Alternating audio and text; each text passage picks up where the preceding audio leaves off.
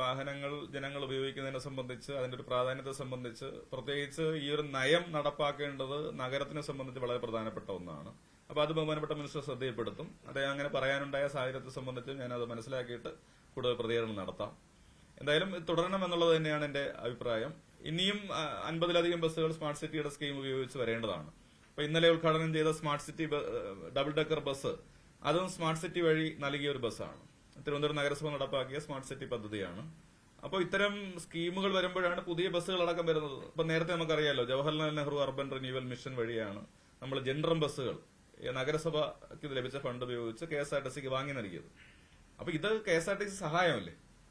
അപ്പൊ ആ ബസ്സുകളെ പ്രയോജനപ്പെടുത്തി ലാഭത്തിലേക്ക് വരാനുള്ള മാനേജ്മെന്റ് കപ്പാസിറ്റി അല്ലെങ്കിൽ അതിനനുസരിച്ചുള്ള പദ്ധതികൾ അവരാവിഷ്കരിക്കുക എന്നുള്ളതാണ്. അപ്പൊ ഈ കിട്ടുന്ന സഹായം വേണ്ടെന്ന് വെക്കുന്ന മണ്ഡലമല്ലേ? അപ്പൊ അതൊരു പോളിസിയുടെ അടിസ്ഥാനത്തിലാണ്. ഇപ്പൊ ഡീസൽ വാഹനം വാങ്ങാൻ സ്മാർട്ട് സിറ്റി പണം കൊടുക്കില്ല, കിഫ്ബി പണം കൊടുക്കില്ല, വേൾഡ് ബാങ്ക് പണം കൊടുക്കില്ല. അപ്പൊ അതൊരു പൊള്യൂഷൻ കുറയ്ക്കുന്ന നയത്തിന്റെ ഭാഗമായി ഇലക്ട്രിക് വാഹനങ്ങൾ പ്രോത്സാഹിപ്പിക്കുന്ന ഒരു നയം, അതിന്റെ ഭാഗമായിട്ടാണ് ഫണ്ട് കിട്ടുന്നത്. അപ്പൊ ആ ഫണ്ടിനെ വാങ്ങിയെടുത്ത് പ്രയോജനപ്പെടുത്തുന്ന നയം KSRTC എടുക്കുക എന്നുള്ളതാണ് ഞാൻ വ്യക്തമാക്കിയത്.